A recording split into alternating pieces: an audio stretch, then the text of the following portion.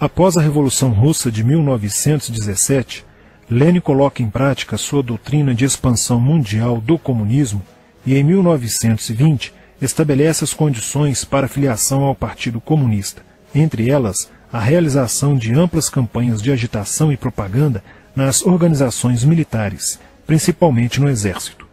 Em 25 de março de 1922, nasce o Partido Comunista do Brasil, o PCB. O novo partido aceitava as ordens diretas de Moscou.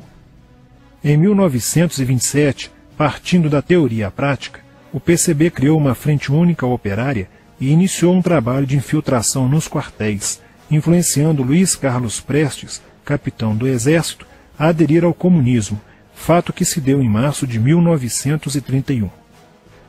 Em abril de 1935, Prestes foi incumbido pela direção da Internacional Comunista de promover um levante armado no Brasil. O movimento tinha por objetivo derrubar o presidente Getúlio Vargas e tomar o poder. Liderados pela Aliança Nacional Libertadora, militares inclinados ao comunismo iniciaram a rebelião no dia 23 de novembro de 1935, dentro dos quartéis em várias partes do país. Mas devido à falta de organização dos ataques e à ausência do apoio popular, o exército derrotou os comunistas e evitou o golpe de Estado. Em seguida, Prestes é preso e perde a patente de capitão. Com o advento da Segunda Guerra Mundial e a invasão da Rússia pelos nazistas, a política exterior soviética muda e Stalin tenta ganhar o apoio das democracias ocidentais. O PCB redireciona sua política seguindo disciplinadamente a orientação de Moscou e apoia Getúlio Vargas. Após o final da Segunda Guerra Mundial, o PCB reinicia a agitação das massas populares e tenta desestabilizar o governo Dutra através de uma política conspirativa. Durante toda a década de 50, Moscou, através de suas redes apoiadas pelos partidos comunistas no mundo inteiro, tentava desestabilizar as democracias ocidentais. Como consequência, nessa época, em muitas universidades ocidentais, predominava uma visão social esquerdista, sendo que grande parte do terceiro mundo aclamava o modelo soviético como a estrada para a justiça social.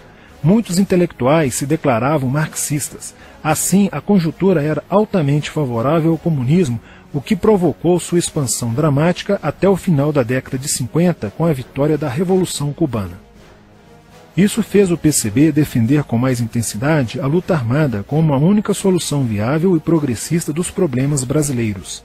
A União Soviética, destinada a aumentar o seu campo de influência no continente americano, despertou interesse pelo Brasil, um país de dimensões imensas, fronteiriço com quase todos os países da América do Sul, país estratégico no cenário mundial que poderia pender o fiel da balança para o lado comunista. Nos primeiros anos da década de 60, o Brasil passou a viver período de crescente instabilidade política, militar e institucional. Em 1961, Luiz Carlos Prestes encontrou-se com Nikita Khrushchev em Moscou para planejar a Revolução Agrária no Brasil. Neste mesmo ano, no governo de Jânio Quadros, o Partido Comunista Brasileiro enviou a Cuba, com o apoio de Fidel Castro, dezenas de brasileiros para o treinamento político-militar, visando a preparação de quadros revolucionários para desencadear ações de guerrilha rural e urbana no Brasil. Os chineses também colaboraram para a tentativa de implantação do comunismo no Brasil, recebendo na Academia Militar de Pequim, em 1962, um primeiro contingente de brasileiros, visando a formação de quadros guerrilheiros para o movimento que viria a ser implantado na região do Araguaia. No nordeste do Brasil, Francisco Julião organizava as ligas camponesas, com militantes treinados em Cuba. O apoio cubano concretizou-se no fornecimento de armas e dinheiro, além da compra de fazendas em Goiás, Acre, Bahia e Pernambuco, para funcionar como campos de treinamento. No dia 4 de dezembro de 1962, o jornal O Estado de São Paulo noticiou a descoberta e o desbaratamento de um campo de treinamento de guerrilha no estado de Goiás, em uma das 3 fazendas pertencentes às ligas camponesas. Enquanto isso, Goulart governava o país de uma forma pendular. Ora pendia para o lado dos comunistas, ora para o lado dos conservadores. Em setembro de 1963, tudo indicava que o país caminhava para uma revolução de esquerda, principalmente com João Goulart apoiando a sindicalização de sargentos, promovendo a quebra da hierarquia e da disciplina nas Forças Armadas. Em 4 de outubro de 1963, Goulart solicita o estado de sítio ao Congresso Nacional, pelo prazo de 30 dias. A manobra foi repelida pelo Congresso e João Goulart passou a conduzir ações no sentido de implementar o projeto golpista que desaguaria em um regime totalitário de esquerda. Insuflado e orientado por seu cunhado Leonel Brizola, pregava a necessidade de reformas de base e a implantação de uma república sindicalista. Controlando o aparelho sindical, o governo promovia o grevismo, a anarquia e o caos. O país passou a viver dias de intranquilidade, estagnação econômica e inflação descontrolada. Em meio à crescente radicalização do ambiente político, Leonel Brizola era a liderança que unificou as esquerdas na frente de mobilização popular, criando o grupo dos 11 companheiros para tomar o poder pela luta armada. Segundo Brizola, o grupo dos 11 seria a vanguarda avançada do movimento revolucionário, a exemplo da Guarda Vermelha da Revolução Socialista de 1917 na União Soviética.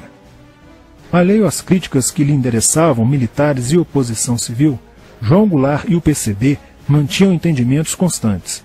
No dia 13 de março de 1964, um comício realizado na Praça Central do Brasil, no Rio de Janeiro, ficou conhecido como a Comissão das Reformas. Mais de 100 mil pessoas participaram, pedindo a legalização do PCB e a entrega de armas ao povo para a luta armada. No palanque estavam João Goulart, Miguel Arraes e Leonel Brizola. No dia 19 de março aconteceu a primeira Marcha da Família com Deus pela Liberdade, que reuniu 800 mil pessoas em oposição ao comício do dia 13, em demonstração do descontentamento de grande parte da população com os rumos que tomava a situação nacional, principalmente devido à impressionante demonstração de força, o tom radical dos discursos de Arraes e Brizola e a profusão de cartazes com a foice e o martelo. Em 20 de março, apoiados por Brizola e pela CGT, a Associação dos Marinheiros e Fuzileiros Navais do Brasil reuniu-se declarando um motim, dando origem a vários outros movimentos rebeldes no interior das Forças Armadas. Realizou-se em Niterói, na sede do Sindicato dos Operários Navais, um congresso continental de solidariedade a Cuba, com a participação de delegações latino-americanas.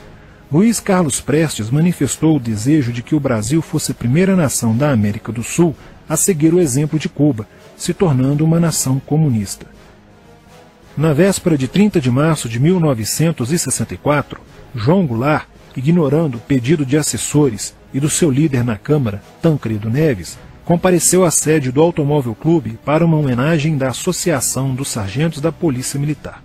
No seu discurso, Goulart defendeu a mudança na Constituição para que pudesse concorrer às eleições presidenciais de 1965, desagradando a Carlos Lacerda, Magalhães Pinto e Juscelino Kubitschek, pré-candidatos à presidência da República. O golpe da esquerda já estava preparado para 1º de maio de 1964, caso o Congresso Nacional não aprovasse as mudanças.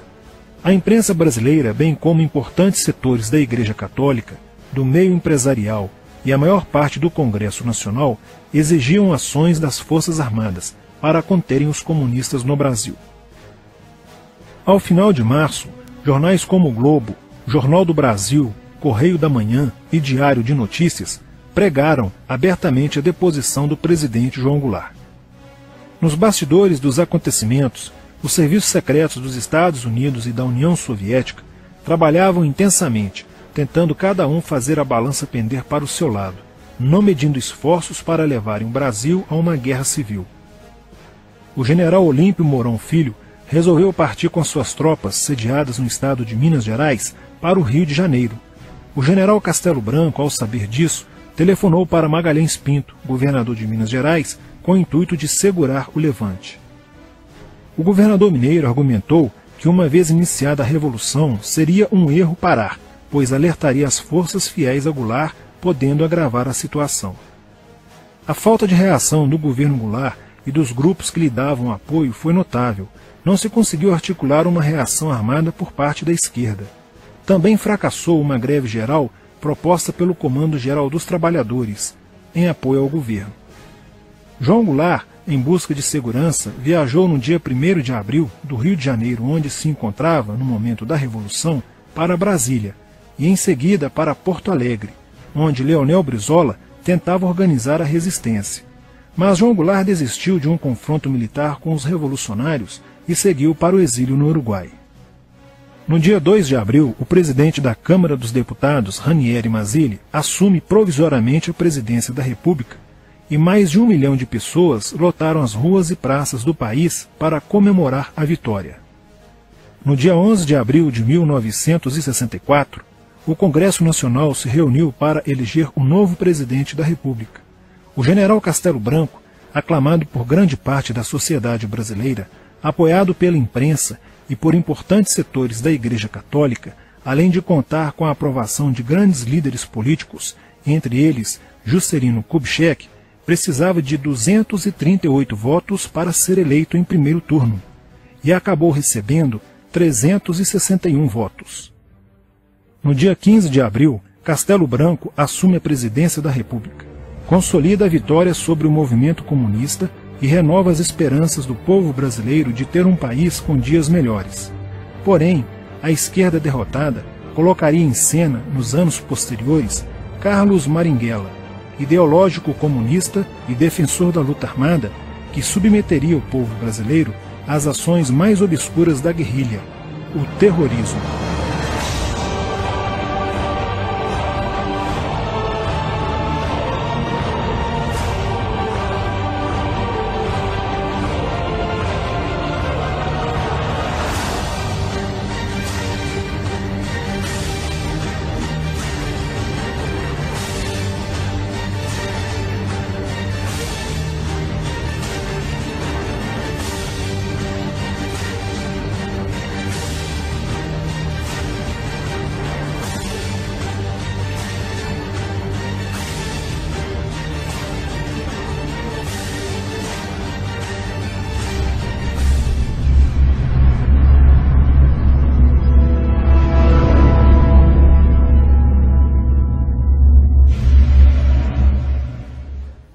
Em 1959, quando Fidel Castro anunciou ao mundo que sua revolução era comunista, passou a ser apoiado por Moscou. Com isso, a União Soviética iniciou uma campanha para dominar com a ideologia marxista a América Latina, onde os partidos comunistas formariam grupos de guerrilha armada com dinheiro soviético, repassado por Cuba. No Brasil, foram criadas 29 organizações guerrilheiras, onde Fidel Castro vislumbrou expandir sua revolução comunista. Em 1961, o presidente do Brasil, Jânio Quadros, condecorou o guerrilheiro cubano Che Guevara com a Ordem do Cruzeiro do Sul, sem imaginar que 4 meses antes o Partido Comunista Brasileiro acertara com Fidel Castro o envio de jovens brasileiros para o treinamento de guerrilha em Cuba, com a finalidade de preparar quadros revolucionários que desencadeariam a luta armada no Brasil. As ações armadas já existiam antes de 1964 no governo de João Goulart, através das Ligas Camponesas de Francisco Julião e do Grupo dos 11 de Leonel Brizola. Com a chegada ao poder, em 1964, do presidente Castelo Branco, centenas de comunistas e políticos de esquerda refugiaram-se no Uruguai, onde formariam a Frente Popular de Libertação, que a partir de 1965 empreenderia atos de sabotagem urbana e focos de guerrilha rural no Brasil, principalmente na Serra do Caparaó, cujos guerrilheiros, apoiados por Leonel Brizola, foram combatidos e vencidos por tropas da Polícia Militar de Minas Gerais. Em 1966, a esquerda brasileira, decidida a tomar o poder à força e em curto prazo, passou a adotar táticas terroristas como as que foram usadas pelo grupo guerrilheiro Ação Popular, que ao explodir uma bomba no saguão do Aeroporto Internacional de Guararapes, em Recife, matou o jornalista Edson Regis de Carvalho e o almirante Nelson Gomes Fernandes, A influência da Revolução Cubana passou a servir de modelo para muitos revolucionários como Carlos Marighella, do PCB, que em 1967 viajou a Cuba e participou de um evento sobre a propagação da luta armada no território brasileiro. De volta ao Brasil, em setembro de 1967, Marighella criou a Ação Libertadora Nacional, ALN, e começou a recrutar jovens brasileiros entre os estudantes que, depois de preparados ideologicamente, foram enviados a Cuba. Em 1968, com a chegada ao Brasil do primeiro contingente da ALN de guerrilheiros formados em Cuba, entrou em cena Carlos Lamarca, capitão do Exército e militante da Vanguarda Popular Revolucionária, VPR, que se uniu a Marighella e em janeiro de 1969 explodiu 50 quilos de dinamite no QG do 2º Exército, matando na explosão o soldado do Exército Mário Cosel Filho e ferindo 6 militares. E ainda, na cidade de São Paulo, os guerrilheiros avançaram com um veículo roubado e abordaram o capitão Chandler, do Exército dos Estados Unidos, que se encontrava no interior de um automóvel quando saía de sua residência. Chandler foi morto por uma rajada de metralhadora em frente da esposa e do filho de 9 anos. O Comando de Libertação Nacional, Colina, criado em Belo Horizonte no ano de 1968, executou na capital mineira vários assaltos a agências bancárias e atentados à bomba. Os guerrilheiros se reuniam durante as sessões de cinema no Cine Caiaca, localizado na área central de Belo Horizonte, para planejarem as ações de terror e guerrilha. A situação estava ficando caótica no país.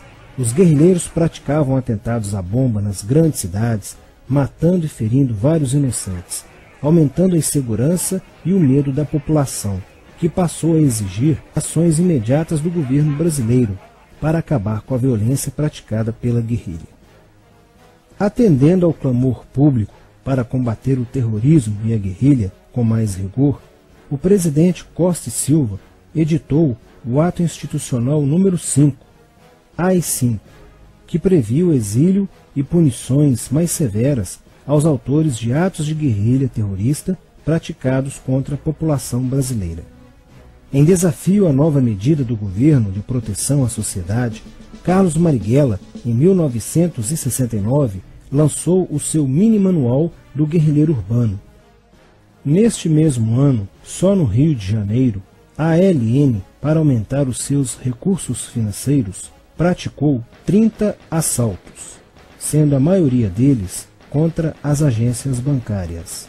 E ainda, em 1969, a ALN, juntamente com o movimento revolucionário 8 de outubro, o MR8, sequestrou o embaixador dos Estados Unidos, Charles Burke. O sequestro foi sugerido pelo guerrilheiro Franklin Martins. Os guerrilheiros exigiram a libertação de 15 presos políticos, dentre os quais se encontrava José Dirceu. A exigência foi prontamente atendida pelo governo militar. A ALN estava prestes a sofrer um grande golpe quando Marighella começou a cair. Após a prisão de um militante de sua organização, no dia 1º de outubro de 1969. Os dados fornecidos pelo militante da ALN preso coincidiram com informações prestadas por outro militante da VPR, que também denunciou o envolvimento de vários religiosos com grupos de guerrilha, entre eles Frei Beto. Quando Frei Fernando e Frei Ivo, também envolvidos com os grupos guerrilheiros, foram presos e logo após interrogados, os religiosos entregaram o ponto de contato de Carlos Marighella, na cidade de São Paulo. No dia 4 de novembro de 1969, o ponto foi cercado pela polícia, onde Marighella, percebendo o cerco, reagiu e foi morto. Depois da morte de Marighella, centenas de guerrilheiros foram presos e mais de 300 armas apreendidas. 2 sequestros de diplomatas, o embaixador alemão Enfried von Hollemer e o cônsul japonês Nobuo Okushi foram feitos às pressas para libertar os guerrilheiros que continuavam presos. Inspirados no marxismo cultural, vários militantes da esquerda brasileira iniciaram a estruturação de uma organização que se infiltrou nas faculdades brasileiras, bem como no meio artístico e cultural e principalmente nas edições de jornais, setores estes com grande poder de influência sobre a formação da opinião popular. Durante as manifestações, vários militantes comunistas, usando armas de fogo, eram infiltrados no movimento estudantil e disparavam contra os manifestantes, na intenção de colocar a opinião pública contra o regime militar. Com a morte de Marighella, Lamarca havia assumido a posição de líder mítico, que sustentava a esperança na vitória comunista. Em 1970, quando o embaixador suíço Giovanni Butcher foi sequestrado, o governo se recusou a soltar os presos da lista apresentada pelos guerrilheiros. Depois de 40 dias de sequestro, os guerrilheiros quiseram matar o embaixador suíço. Porém, o governo militar cedeu e as exigências dos guerrilheiros sequestradores foram atendidas, preservando a vida do diplomata.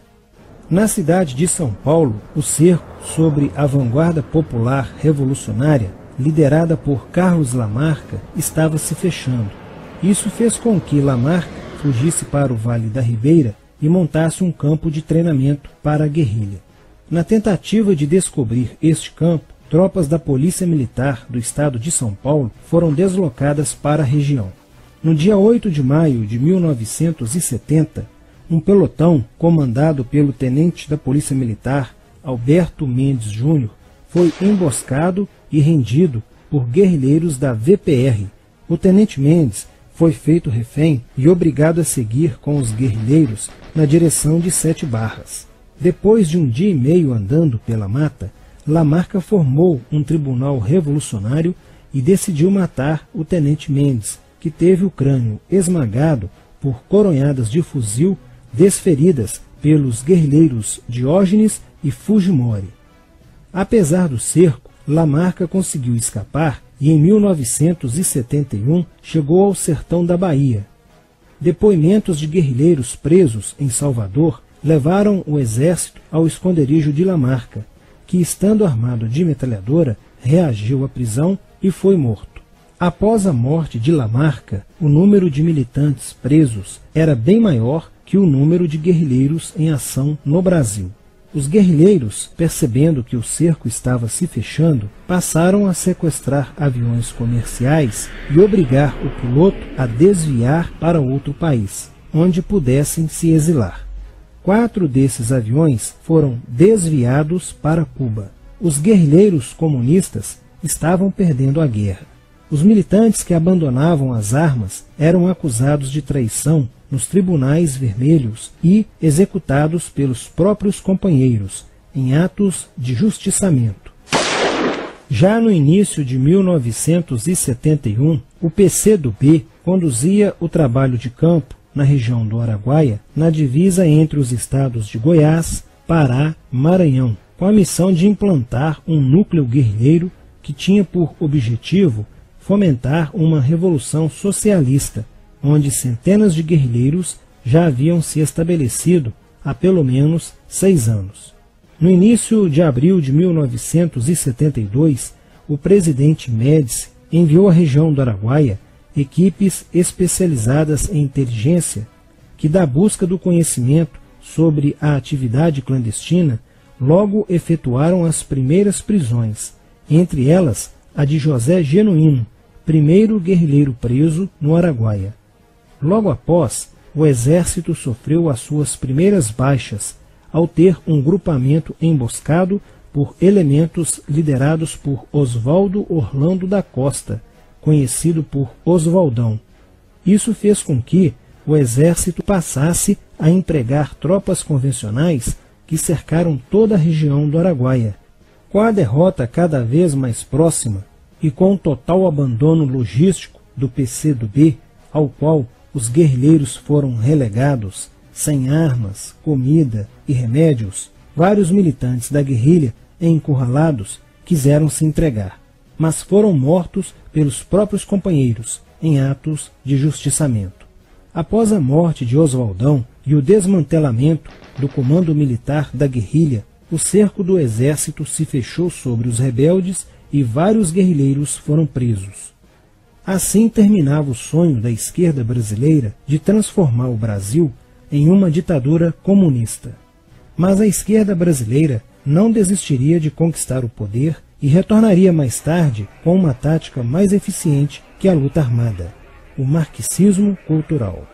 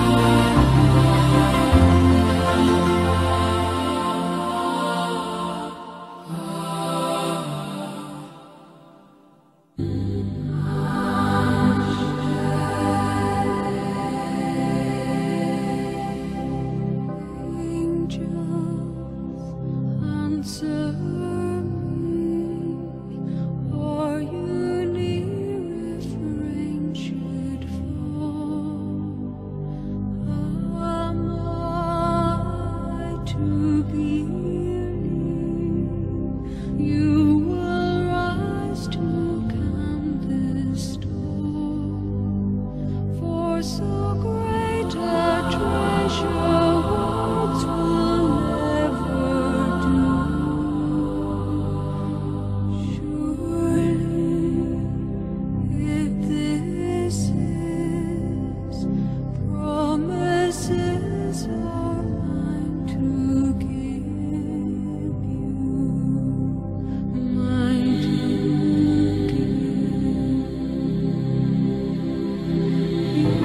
give.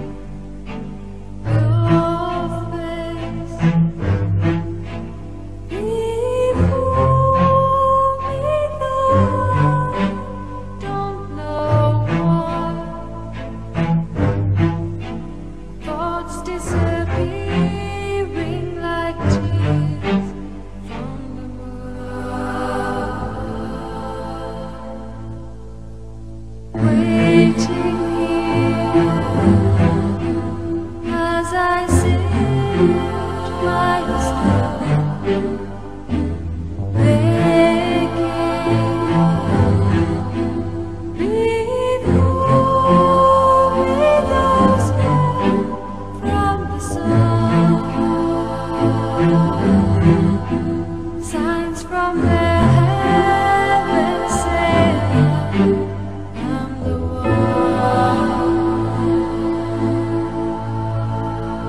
Now you're here, I can see it.